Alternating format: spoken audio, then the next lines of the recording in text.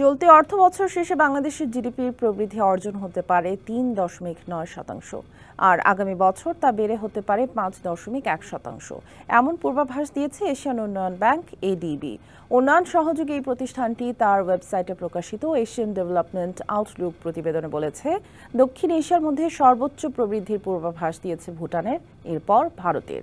চলতি অর্থবছরে বাংলাদেশের গড় মূল্যস্ফীতি 10.2%-এর পূর্বাভাস দিয়ে এডিবি বলছে, আগামী অর্থ বছরে তা কমে 8% নেমে আসতে পারে। চীনের আবাসন খাতের মন্দা এবং মার্কিন সরকারের শুল্ক নীতির প্রভাবে এশিয়া ও এশিয়া প্যাসিফিক অঞ্চলে প্রবৃদ্ধি আংশিকভাবে কমার পূর্বাভাস দেওয়া হয়েছে এডিবির পূর্বাভাসে, যেখানে বলা হয় মার্কিন শুল্কের প্রভাবে পুরো অঞ্চলের বাণিজ্যে চ্যালেঞ্জ বাড়বে, অনিশ্চয়তার মুখে পড়বে বলে উল্লেখ করা হয়েছে। তবে অভ্যন্তরীণ চাহিদা ও ইলেকট্রনিক্স পণ্যের রপ্তানি সেখানে প্রবৃদ্ধি অর্জনে সহায়তা করবে। তবে দক্ষিণ এশিয়ায় অভ্যন্তরীণ ভোক্তা চাহিদা শক্তিশালী থাকায় প্রবৃদ্ধিকে শক্তিশালী রাখতে সহায়তা করবে। দক্ষিণ এশিয়ায় মূল্যস্ফীতি কমার পূর্বাভাস দেওয়া হয়েছে।